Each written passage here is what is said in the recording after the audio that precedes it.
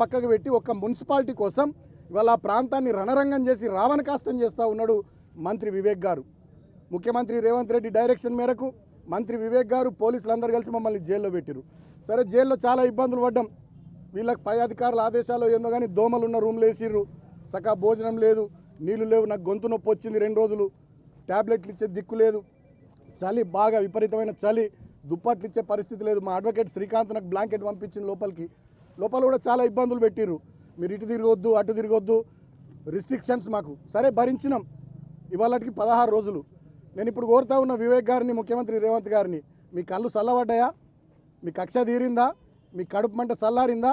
నన్ను జైల్లో పెట్టిరుగా 16 రోజులు. ఇంకా దుర్మార్గం ఏంటంటే, నాకు మొన్ననే బెయిల్ రావాలి. మంచిర్యాల కోర్టు వచ్చింది, హైదరాబాద్ కోర్టు వచ్చింది, చెన్నూరు కోర్టులో నాకు బెయిల్ రావాలి.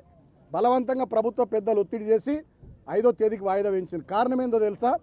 నిన్న హోలీ, ఇవాళ నా చిన్న కొడుకు పుట్టినరోజు. ఈ 2 సందర్భాలలో నేను నా ఇంటికాడ నా కుటుంబ సభ్యులతో ఉండొద్దనే ఒక సాడిస్టిక్ ప్లెజర్, పైశాచిక ఆనందం కొద్దీ నిన్న ఇయ్యాల నన్ను జైల్లో ఉంచాలని చెప్పి 5వ తేదీకి వాయిదా వేయించారు.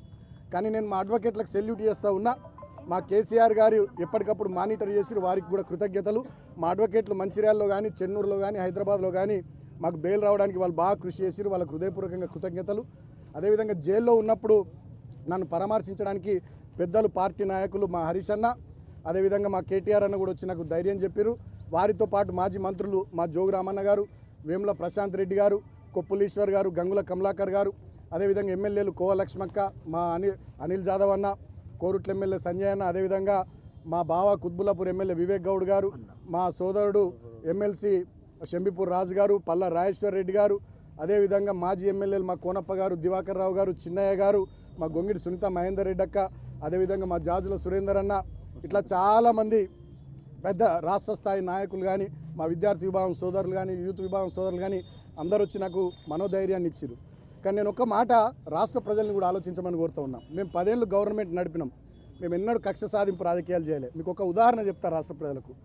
2014లో నా మీద ఎంపీగా కాంగ్రెస్ పార్టీ నుండి వివేక్ గారు పోటీ చేసి ఓడిపోయారు. వారు ఓడిపోయిన తర్వాత వారిని పార్టీలోకి తీసుకొచ్చుకొని ప్రభుత్వ సలహాదారు ఇచ్చినాం మేము. 2018లో నా మీద చెన్నూరు ఎమ్మెల్యేగా కాంగ్రెస్ పార్టీ నుండి వెంకటేష్ నేత గారు ఓడిపోయారు. వారిని పార్టీలోకి తెచ్చుకొని 2019లో పెద్దపల్లి ఎంపీ చేసినాం. మేము కలుపుకపోయే పని చేసినాం తప్ప కక్షలు పెట్టుకొని వ్యక్తిగతంగా ఏదో చేయాలనే ఆలోచనలు మా 10 ఏళ్ల ప్రభుత్వంలో మేము చేయలే. మేము రాజకీయపరమైనటువంటి ప్రత్యర్థులుగా చూసినాం తప్ప ఇతర పార్టీల వాళ్ళని కానీ వ్యక్తిగతంగా శత్రుత్వాలు పెట్టుకోలే, శత్రువుల లెక్క చూడలే. కానీ వాళ్ళ కాంగ్రెస్ పార్టీ అధికారంలోకి వచ్చిన ఈ 2 సంవత్సరాల పైచిలుకు పాలనలో అందరినీ శత్రువులుగా చూస్తూ ఉంది. రాజకీయపరమైనటువంటి వైరుధ్యం, ప్రధాన ప్రతిపక్షం వీళ్ళు ప్రజల తరపున మాట్లాడుతున్నారు, దీన్ని మనం స్వీకరించాలి అనే ఆలోచన చేస్తలే. మేమేం మాట్లాడినా, మేమేం చేసినా మమ్మల్ని శత్రువులాగా చూసి మమ్మల్ని కేసులు పెట్టి జైళ్ళలో పెట్టియాలి, లేకపోతే దాడులు చేయాలి, లేకపోతే బెదిరియాలి, లేకపోతే ప్రజా తీర్పును తుంగలో దొక్కి వీళ్ళని ఇబ్బందులు పెట్టాలనేటటువంటి పిచ్చి ఆలోచనలు వీళ్ళు చేస్తూ ఉన్నారు. ఆనాడు ఏమన్నారు వీళ్ళు 2023 అసెంబ్లీ ఎన్నికలప్పుడు 6 గ్యారంటీలు కాదు 7వ గ్యారంటీ ప్రజాపాలన, అదేవిధంగా రాజ్యాంగబద్ధమైనటువంటి ప్రజాస్వామిక వాతావరణం కల్పిస్తాం, అది 7వ గ్యారంటీ అన్నారు. 6 గ్యారంటీలకు దిక్కు లేదు, 7వ గ్యారంటీకి దిక్కు లేదు. ఇవాళ ఎవరు ప్రశ్నిస్తే వాళ్ళ మీద కేసులు, ఎవరు మంచిగా ప్రజల గురించి మాట్లాడితే వాళ్ళ మీద కేసులు, ప్రజలు ఇచ్చినటువంటి తీర్పును కూడా తుంగలో దొక్కుతూ ఇవాళ ఇష్టం వచ్చినట్టుగా చేతులు అధికారం ఉంది కదా అని అధికారం మత్తులో అహంకారంతో ఈ ప్రభుత్వ పెద్దలు ప్రవర్తిస్తూ ఉన్నారు. దీన్ని రాష్ట్ర ప్రజలంతా కూడా గమనిస్తూ ఉన్నారు. నేను ప్రజలకు కూడా విజ్ఞప్తి చేస్తూ ఉన్నా, ఇటువంటి కాంగ్రెస్ పార్టీ మీద డెఫినెట్గా పోరాటాలకు సిద్ధమైదాం. మన హక్కుల కోసం మనకు వాళ్ళు ఇచ్చిన మాటలు 420 హామీలు కానీ, డిక్లరేషన్స్ కానీ, 6 గ్యారంటీలు కానీ, వాటి విషయంలో డెఫినెట్గా పోరాటం చేద్దాం. ప్రధాన ప్రతిపక్షంగా బీఆర్ఎస్ పార్టీ తెలంగాణ ప్రజల వెంట ఉంటుంది. నేను ఒక్కటే మాట ముఖ్యమంత్రి రేవంత్ రెడ్డి గారిని, మంత్రి వివేక్ గారిని కోరుతా ఉన్నా. ఇక నన్ను జైల్లో పెట్టిరు 16 రోజులు, మీ కడుపు మంట చల్లారింది అనుకుంటున్నా. ఇప్పటికైనా కేతన్పల్లి ప్రజలు ఇచ్చినటువంటి తీర్పును గౌరవించి ఆ ఎన్నిక సజావుగా, చైర్పర్సన్ ఎన్నిక సజావుగా జరగడానికి మంత్రి గారు కానీ, ముఖ్యమంత్రి గారు కానీ సహకరించాలని కోరుతా ఉన్నా. అంత దుర్మార్గాలు జరుగుతూ ఉంటే ఎలక్షన్ కమిషన్ ఏం చేస్తుందో కూడా అర్థమవుతలేదు. స్టేట్ ఎలక్షన్ కమిషన్ కూడా ఏం చేస్తుందో అర్థమవుతలేదు. నేను ఇవాళ డిమాండ్ చేస్తూ ఉన్న స్టేట్ ఎలక్షన్ కమిషన్ను 17వ తేదీ నాడు కేతన్పల్లి మున్సిపల్ కౌన్సిల్ హాల్లో దుశ్శాసన పర్వం జరిగింది. ఆ వీడియో ఫుటేజ్ దయచేసి బయట పెట్టాలని చెప్పి నేను స్టేట్ ఎలక్షన్ కమిషన్ కూడా డిమాండ్ చేస్తూ ఉన్నా.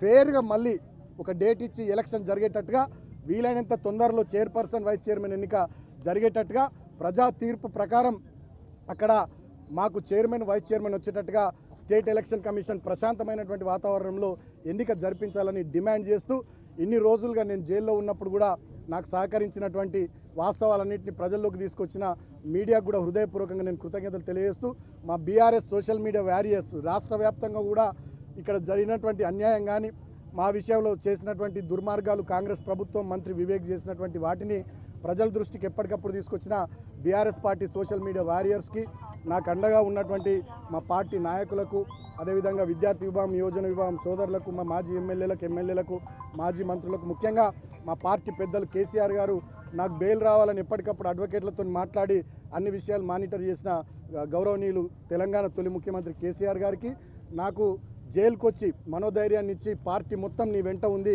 అధైర్యపడకు, గట్టిగా నిలబడని చెప్పి నాకు విశ్వాసాన్ని కల్పించిన, నమ్మకాన్ని కల్పించిన మా అన్న వర్కింగ్ ప్రెసిడెంట్ కేటీఆర్ అన్నకు, మాజీ మంత్రి హరీష్ అన్నకు హృదయపూర్వకంగా కృతజ్ఞతలు తెలియజేస్తూ, ఈ సమయంలో నాకు అండగా ఉన్నటువంటి చెన్నూరు నియోజకవర్గం మా పార్టీ శ్రేణులు కానీ, అదేవిధంగా మంచిర్యాల జిల్లా పార్టీ శ్రేణులు కానీ, మరి ముఖ్యంగా ఇక్కడ స్థానిక మాజీ మంత్రి గారు, మా మాజీ ఎమ్మెల్యే మా పెద్దన్న, మళ్ళీ 100% 50-60 వేల మెజార్టీతో ఆదిలాబాద్ ఎమ్మెల్యేగా గెలిచే మా జోగు రామన్న గారు, వీళ్ళంతా పూర్తి స్థాయిలో నాకు అండగా ఉన్నారు. వారందరికీ హృదయపూర్వక కృతజ్ఞతలు. అన్నిటికన్నా ముఖ్యంగా మా లీగల్ టీం హైదరాబాద్లో కానీ, మంచిర్యాలలో కానీ, చెన్నూరులో కానీ ప్రభుత్వం యొక్క కుట్రల్ని పటాపంచలు చేస్తూ, పోలీసులు మొన్న రాత్రి 9కి నోటీస్ ఇచ్చేటటువంటిది ఉంటుందా జైల్లో, కస్టడీ పిటిషన్ నోటీస్ అని చెప్పి రాత్రి 9కి జైలుకి వచ్చి పోలీసులు నోటీస్ ఇస్తే నేను తీసుకోను, without consulting my advocates I cannot proceed, I cannot take అని చెప్పి నేను సీరియస్గా రాసి సంతకం పెట్టిన. అంటే రాత్రి 9కి తెల్లారి బెయిల్ వస్తుందని చెప్పి రాత్రి 9కి కస్టడీ పిటిషన్ తీసుకొని వచ్చారు పోలీసు వాళ్ళు. సో ఇన్ని దుర్మార్గాలు పోలీసు వాళ్ళు చేసినా ఎక్కడికక్కడ గట్టిగా నిలువరించి న్యాయం గెలిచేటట్టుగా, ధర్మం గెలిచేటట్టుగా, మాకు బెయిల్ వచ్చేటట్టుగా చేసినటువంటి మా లీగల్ టీం, మా న్యాయవాదులందరికీ హృదయపూర్వకంగా కృతజ్ఞతలు తెలియజేస్తూ, ఇంకా 3 సోదరులు మా వాళ్ళు జైల్లో ఉన్నారు. ఇంకా 12 మందికి నిన్న యాంటిసిపేటర్ బెయిల్ వచ్చింది. ఆ 4-5కి కూడా బెయిల్ తొందరగా వచ్చేటట్టుగా మా లీగల్ టీం చర్యలు తీసుకుంటుందని సహకరించిన ప్రతి ఒక్కరికి పేరు పేరున హృదయపూర్వకంగా కృతజ్ఞతలు తెలియజేస్తూ, థ్యాంక్ యూ. జై తెలంగాణ, జై కేసీఆర్. రామన్న కూడా ఒకటి కట్టుడు కదా, రామన్న కూడా ఒకటి కట్టుడు కదా, కట్టుకోవాలి.